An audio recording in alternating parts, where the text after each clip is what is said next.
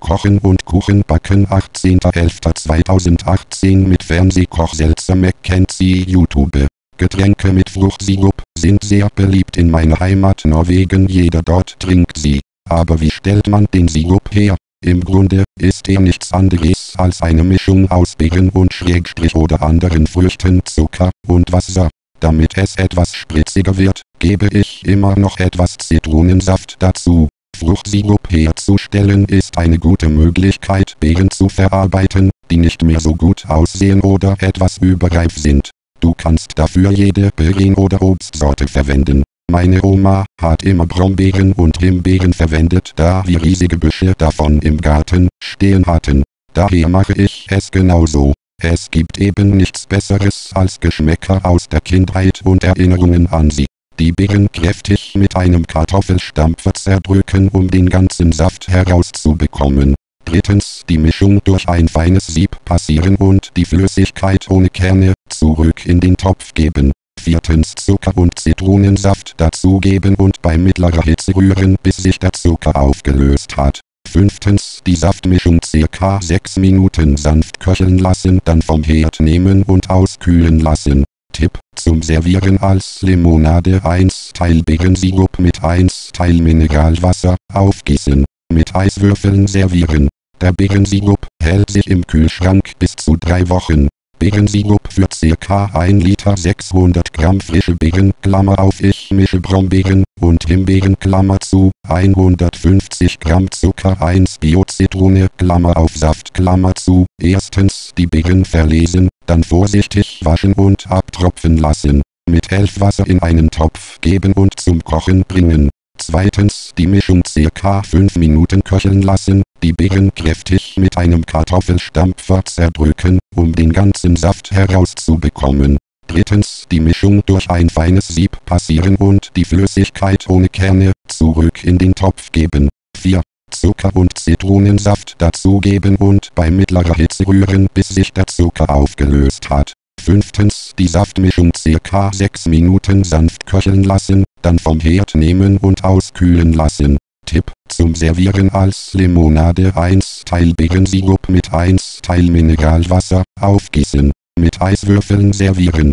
Der Beerensirup hält sich im Kühlschrank bis zu 3 Wochen. Eispops für 6 Personen, 1 bis 2 Kiwis, Erdbeeren 70 Gramm, Blaubeeren 375 Milliliter, Kokoswasser. Erstens, Kiwis schälen und in Scheiben schneiden. Beeren verlesen, waschen, trocken tupfen und Erdbeeren klein schneiden. Zweitens, das Obst vorsichtig in einer Schüssel vermischen, dann gleichmäßig auf 6 Eiswürmchen verteilen und diese mit dem Kokoswasser aufgießen. Die Holzstiele hineinstecken und die Masse 4 bis 6 Stunden frosten, bis sie fest ist. Zum Einfachen entfernen der Formen diese kurz in heißes Wasser tauchen. Himbeerlakritz-Eis für 4 Personen, 80 ml vollfette Kokosmilch, Dose, über Nacht gekühlt, 360 Gramm gefrorene Himbeeren, 2 gefrorene Bananen, 6 Datteln entsteint, eine türkische Liga Vanilleextrakt, 2 bis 3 Teelöffel Süßholzwurzelpulver für die Lakritzcreme, 12 Datteln entsteint, 4 Esslöffel Ahornsirup, 350 Milliliter, ungesüßte Mandelmilch oder ein anderes Milchersatzprodukt auf Pflanzenbasis, 4 bis 6 Teelöffel Süßholzwurzelpulver. Erstens, die dicke Cremeschicht der Kokosmilch in den Standmixer geben, die übrige Kokosmilch zum Beispiel für Smoothies verwenden, 200 Gramm gefrorene Himbeeren, die restlichen Himbeeren zum Garnieren aufbewahren, und Bananen sowie Datteln, Vanilleextrakt und Süßholzwurzelpulver dazugeben und alles glatt pürieren, gegebenenfalls die Seitenwände mit einem Schaber abkratzen. Zweitens, das Eis abschmecken und nach Belieben etwas mehr Süßholzwurzelpulver dazugeben und untermixen. Drittens, für die Lakritzcreme die Datteln klein schneiden und mit Ahornsirup, Mandelmilch und Süßholzwurzelpulver im Mixer glatt pürieren. Nach Belieben etwas mehr Süßholzwurzelpulver dazugeben. Viertens, das Eis zu Kugeln formen und in Dessertschalen anrichten, dann mit Lakritzcreme und restlichen Himbeeren garnieren und sofort servieren. Tipp: Wer mag, kann das Eis auch mit gefriergetrockneten Himbeerstückchen garnieren. Diese haben einen noch intensiveren Geschmack. Minzschokoladen-Eisbecher für 4 Personen, 2 Stiele Minze-Bohmel vollfette Kokosmilch, Klammer auf Dose, Klammer zu, über Nacht gekühlt, 4 gefrorene Bananen, 1/2 Teelöffel Spirulina-Pulver nach Belieben, Klammer auf, sorgt für die Farbe, Klammer zu, 2 Esslöffel Ahornsirup oder ein anderes Süßungsmittel, 2 Pfefferminzextrakt, 60 Gramm Kakaonips oder geriebene Zartbitterschokolade. Erstens, die Minze waschen und trocken tupfen, die Blättchen abzupfen. Zweitens, die dicke Cremeschicht der Kokosmilch in den Mixer geben, Klammer auf, übrige Kokosmilch zum Beispiel für Smoothies verwenden, Klammer zu.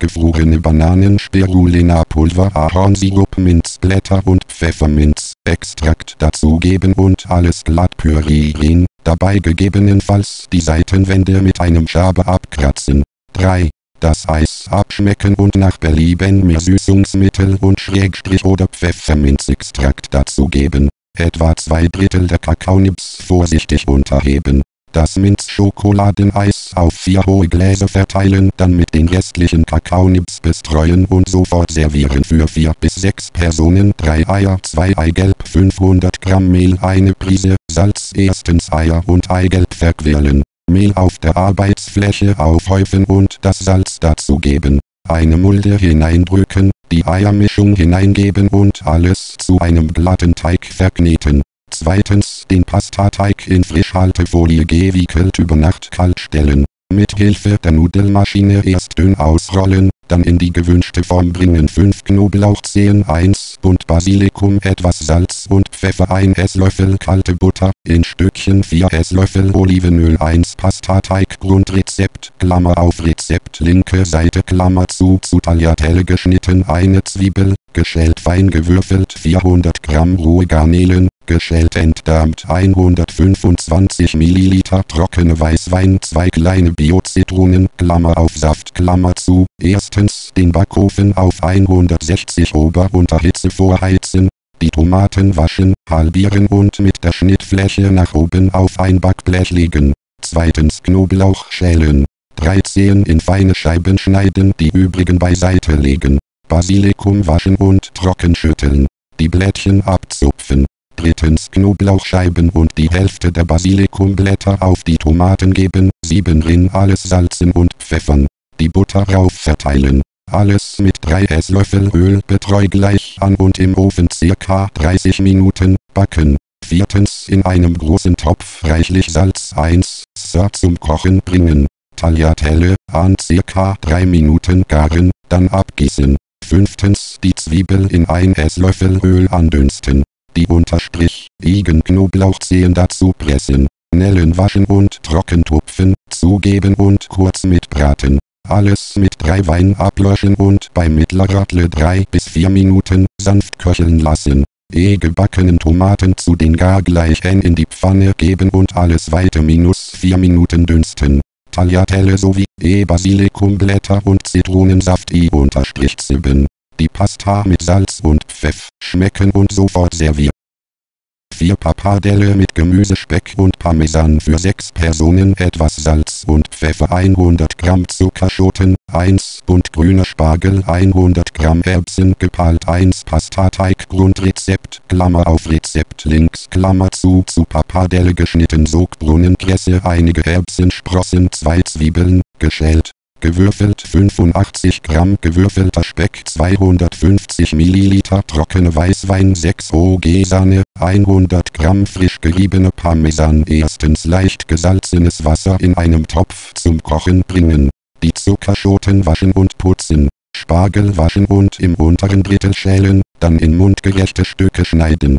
Die Erbsen waschen. Zweitens, Zuckerschoten, Spargel und Erbsen ca. 2 Minuten im kochenden Wasser blanchieren. Danach abgießen, abschrecken und gründlich abtropfen lassen. Drittens, erneut im Topf reichlich Salzwasser zum Kochen bringen. Die Pappardelle darin ca. 3 Minuten garen, dann abgießen.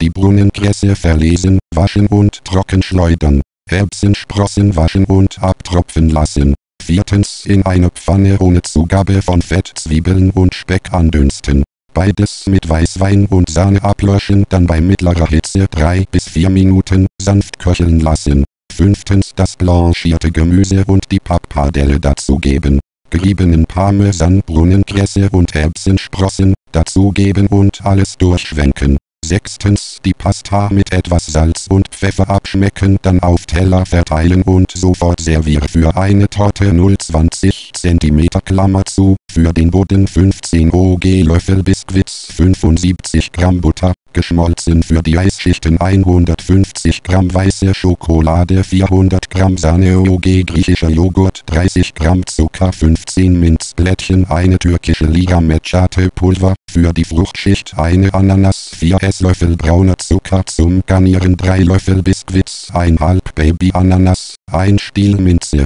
1. Eine Springform 0,20 cm Klammer zu, am Boden mit Backpapier belegen. Aus Backpapier zudem eine Randerhöhung in die Springform stellen und mit einer Büroklammer fixieren, damit nichts verrutscht. Zweitens für den Boden die Löffel Biskuits in einen Gefrierbeutel geben und mit einem Nudelholz zerbröseln. Die Butter in einem Topf schmelzen, die Brösel untermischen. Die Bröselmischung in die vorbereitete Springform geben und gut festdrücken, dann in den Tiefkühlschrank stellen. Drittens die weiße Schokolade grob hacken und über einem heißen Wasserbad langsam schmelzen, dann etwas abkühlen lassen. Viertens die Sahne steif schlagen. Den griechischen Joghurt in einer Schüssel mit dem Zucker glatt rühren. Die Sahne unter die Joghurtmischung heben. 1/3 der Creme in eine weitere Schüssel geben und kalt stellen. Die abgekühlte geschmolzene Schokolade unter die übrige Creme heben. Fünftens die Schokoladencreme auf den Keksboden geben und abgedeckt 2 bis 3 Stunden im Tiefkühlschrank gefrieren lassen. Sechstens die Minzblättchen waschen, trocken schütteln und hacken. Minzblättchen und Matcha-Pulver unter die übrige kalt gestellte Creme heben. Die Minzcreme dann auf die gefrorene Schokoladenmasse geben und alles abgedeckt 2 weiteres Stunden gefrieren lassen. Siebtens die Ananas schälen und vom Strunk befreien. Das Fruchtfleisch dann in kleine Würfel schneiden und mit dem braunen Zucker in einem Topf verrühren. Gegebenenfalls etwas Wasser dazugeben und den Mix bei mittlerer Hitze in 5 bis 10 Minuten zu einem Kompott einköcheln lassen. Achtens das Ananaskompott auf der Minzschicht verstreichen und die Eistorte abgedeckt über Nacht durchfrieren lassen. 9. Die Eistorte am nächsten Tag vorsichtig aus der Form lösen und vor dem Servieren ca. 20 Minuten antauen lassen. Dann nach Belieben mit grob zerteilten Löffel Biskuits, Baby-Ananas-Spalten, Minze und weißer Schokolade garnieren und servieren. Etwas Kokosöl zum Fetten, GOG glutenfreie Haferflocke, 80 Gramm Mandelmehl, 3 Esslöffel Rohkakaopulver oder ungesüßtes Kakaopulver, 5 frische Datteln, Endstein für das Eis, 80 Ml vollfette Kokosmilch, Klammer auf D kleiner als über Nacht gekühlt, 2 gefrorene Bananen, 360 Gramm, gefrorene Mango, 2 türkische Liege Vanilleextrakt, 2 bis 4 Esslöffel Kokossirup oder ein Süßungsmittel, 2 Prisen Meersalz, 6 Maracujas. Erstens für die Eisschalen den Backofen, 110 Ober-Unterhitze vorheizen, Muffinblech umdrehen und 8 der Abungen außen mit Kokosöl fetten. Zweitens Haferflocken, Mandelmehl, Kackelfer und Datteln in der Küchenmast oder im Mixer zu einem klebrigen Tee, Klammer auf, verarbeiten. Aus dem Teig 8 Kugeln mähen und diese außen auf den Wölbchen des Muffinblechs breit drücken, dass sie kleine Schalen bilden. Im C 20 bis 30 Minuten backen. Mit Alufolie decken sollten sie drohen zu dunkel werden. Die Schalen etwas abkühlen lassen, dann vom Muffinblechlöser vollständig auskühlen lassen. Drittens für das Eis die dicke Cremeschicht der Kokosmilch in den Mixer, geben rege Kokosmilch zum Beispiel für Smoothies wenden, Klammer zu. Gefrorene Bananen und Go sowie Vanilleextrakt, Kokossirup, Meersalz dazugeben und alles Püree, Klammer auf, dabei gegebenenfalls die Seitenwände mit einer Schabe abkratzen. Das Eis gegebenenfalls nach, Klammer auf, Belieben etwas nachsüßen. Viertens 2 Maracujas zum Garnieren beißlegen, die übrigen auslöffeln und da Fruchtmark vorsichtig unter das Eis heben. Das Eis in den Schokokeks-Schalen anrichten und das Fruchthur der beiseite gestellten Maracujas verteilen. Sofort Dattel-Zimteis für 4 Personen 22 Datteln, Entsteint 10 Esslöffel natives Kokosöl, eine türkische Liga Vanilleextrakt, 2 Prisen Meersalz, 280 Gramm Kokosraspel, 800 Milliliter vollfette Kokosmilch, Klammer auf Dose, Klammer zu, 4 türkische Liga Ceylon-Zimtpulver, eine türkische Liga Vanillepulver. Erstens für die Dattelmischung 16 Datteln, 4 Esslöffel Kokosöl, 10 Esslöffel Wasser, Vanilleextrakt und Meersalz, im Mixer glatt pürieren. Gegebenenfalls etwas Wasser dazugeben, bis die Masse die Konsistenz einer cremigen Soße hat. Zweitens für die Kokoscreme die Kokosraspel im Mixer stoßweise pulverisieren. Weiter mixen, bis die Mischung anfängt leicht zu kleben. Das übrige Kokosöl dazugeben und mixen, bis die Masse die Konsistenz weicher Butter hat. Falls du keinen Hochleistungsmixer hast, kannst du auch gekauftes Kokosmus verwenden. Drittens für das Eis Kokoscreme, Kokosmilch, einzeln übrige Datteln und Vanillepulver im Mixer glatt pürieren. Die Dattelmischung dazugeben und sanft unterrühren. Viertens die Eismasse entweder in die Eis-1 Schiene geben und nach Herstellerandsatz gefrieren lassen oder in einem Gefäß im Tiefkühlschrank frosten. Die Masse ca. 3 Stunden anfrieren. 33. Dann alle 30 Minuten kräftig rühren, damit keine größeren alle entstehen. 5. Es fertige Dattel-Zimteis zu Kugeln und in Schalen oder in Eiswaffeln fitten und sofort genießen. Anstelle von selbstgemachter Creme kannst du auch eine Dose übergekühlte Kokosmilch verwenden. Einfach die dicke Creme, die sich der Dose absetzt, gruschelt Eis füllen.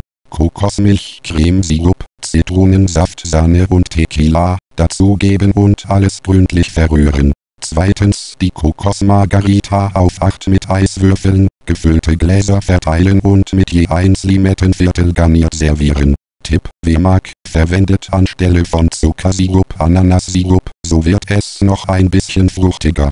Dieser erfrischende Sommerdrink schmeckt mit Tequila genauso großartig wie mit Rum. Es ist eine Frage des Geschmacks. Ich mache davon immer einen großen Krug oder 2, damit sich meine Gäste selbst bedienen können. Etwas Butter zum Fetten, 4 Eier, eine Prise Salz, 225 Gramm Zucker, 170 Gramm Mehl, 30 Gramm Speisestärke, 2 türkische Liga Backpulver, 1 Kilogramm gemischte Beeren, Klammer auf zum Beispiel Himbeeren, Johannisbeeren, Blaubeeren, Klammer zu, 250 Gramm Gelierzucker, 2:1 Bio-Zitrone, 2 Esslöffel Honig, 3 Esslöffel Bio-Orangensaft, 200 Gramm Magerquark, 180 Gramm Sahne.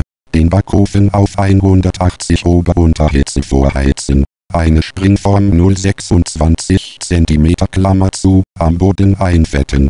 Die Eier trennen und das Eiweiß steif schlagen, dabei Salz und 175 Gramm Zucker langsam einrieseln lassen. Das Eigelb unterziehen. Mehl mit Stärke und Backpulver vermischen, auf die Eimasse sieben und vorsichtig unterheben, bis eine luftige Biskuitmasse entstanden ist. Zweitens den Teig in die Form geben und darin glatt streichen. Im vorgeheizten Ofen 30 bis 35 Minuten backen. Mit Alufolie abdecken, sollte die Oberfläche drohen, zu dunkel zu werden. Stäbchenprobe machen.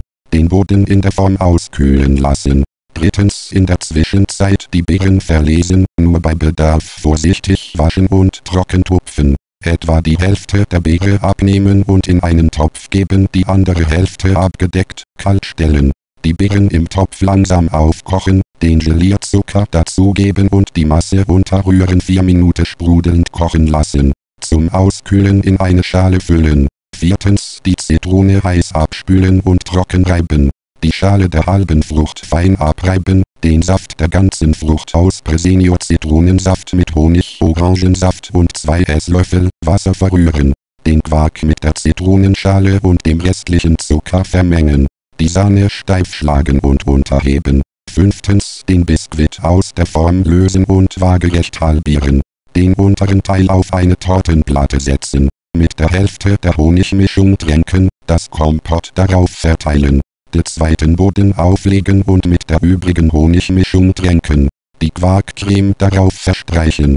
Die Torte mit den restlichen Beeren belegen und servieren. Für den Teig 1/2 Hefewürfel, 50 Gramm Zucker, 200 Milliliter lauwarme Milch, 380 Gramm Mehl zuzüglich, etwas mehr zum Verarbeiten, eine Prise Salz, 1 Ei, 60 Gramm, weiche Butter zuzüglich, etwas mehr zum Fetten, für den Belag 750 Gramm Magerquark, 130 Gramm Zucker, 4 Eier, 30 Gramm Mehl, 3 Esslöffel Milch, je 150 Gramm Blaubeeren und rote Johannisbeeren, für die Streusel 100 Gramm Butter, 120 Gramm Zucker, 2 Esslöffel Honig, 3 Esslöffel Milch, Toge Haselnusskerne, grob gehackt Toge-kernige Haferflocken. Erstens für den Teig die Hefe zerbröckeln und mit dem Zucker in der Milch auflösen. Mehl und Salz in einer Schüssel mischen, Ei und Butter dazugeben. Die Hefemischung dazugeben und alles zu einem glatten Teig verkneten.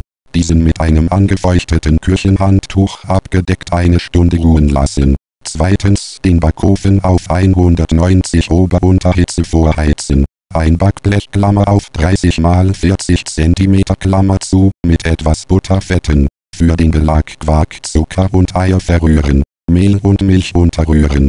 Drittens den Teig auf der leicht bemehlten Arbeitsfläche durchkneten und auf dem Blech ausrollen. Die Quarkcreme darauf verstreichen und den Kuchen 20 Minuten im vorgeheizten Ofen backen. Viertens für die Streusel Butter, Zucker, Honig und Milch in einem Topf erwärmen, bis sich der Zucker aufgelöst hat. Gehackte Nüsse und Haferflocken dazugeben. Die Nussmasse esslöffelweise auf dem Kuchen verteilen, diesen dann weitere 15 Minuten backen. In der Zwischenzeit Beeren verlesen, waschen und trockentupfen. Beeren auf den Kuchen geben, diesen weitere 3 bis 5 Minuten in den Ofen geben. Abkühlen lassen und servieren. 1 Bio-Zitrone, 2 Eier zuzüglich, 2 Eiweiß fürs Baiser, eine Prise Salz, 150 9 Zucker, 1 Pk, Vanillezucker, 200 Gramm Joghurt, 250 Gramm Mehl zuzüglich, etwas mehr zum Wenden, 1 Esslöffel Backpulver, 280 Gramm Himbeeren, 60 Gramm Mandelblättchen. Erstens eine Kastenform, auf ca. 23 cm lange, mit etwas Butter fetten. Den Backofen auf 180 Ober-Unterhitze vorheizen. Zweitens die Zitrone heiß abwaschen und trocken reiben. Die Schale von der halben Frucht fein abreiben, dann den Saft der ganzen Frucht auspressen. 3.2 Eier trennen, das Eiweiß mit Salz steif schlagen. Die Butter mit Eigelb, 80 Gramm Zucker und Vanillezucker, cremig schlagen, dann Joghurt, Eischnee und Zitronenschale unterheben. Mehl und Backpulver in einer Schüssel vermischen, dann unter den Teig ziehen. Die Himbeeren verlesen, nur bei Bedarf waschen und trockentupfen. Etwa 80 Gramm der Beeren beiseite legen, die restlichen in etwas Mehl wenden, übriges Mehl gut abschütteln. Viertens den Teig in die Form geben und glatt streichen, die bemehlten Beeren oben aufgeben und leicht in den Teig drücken. Den Kuchen im vorgeheizten Ofen circa eine Stunde backen. Mit Alufolie abdecken, sollte die Oberfläche drohen, zu dunkel zu werden. Den Kuchen aus dem Backofen nehmen und in der Form auf einem Kuchengitter abkühlen lassen. Fünftens die Hälfte der übrigen Himbeeren fein pürieren, die andere Hälfte der Beeren untermischen, mit dem Zitronensaft abschmecken. Das Eiweiß steif schlagen, den restlichen Zucker dabei langsam einrieseln lassen.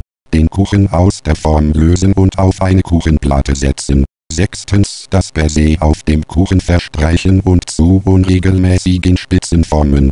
Die Mandelblättchen darauf verteilen. 50 9 Mandelkerne, 25 Gramm kernige Haferflocken, 50 Gramm Butterzucker, eine Prise Salz, 70 Gramm Mehl, 2 Esslöffel Amaretto, 2 Esslöffel Bio-Orangensaft, 250 Gramm Himbeeren, 100 Gramm rote Johannisbeeren, 109 Blaubeeren, 150 Gramm rote Stachelbeeren, 30 Gramm Puderzucker zuzüglich, etwas mehr zum Bestäuben, 100 Gramm Sahne, 1 Pk, Vanillezucker, 100 Gramm Creme fraiche. Erstens die Mandeln grob hacken und ohne Zugabe von Fett in einer großen Pfanne anrösten.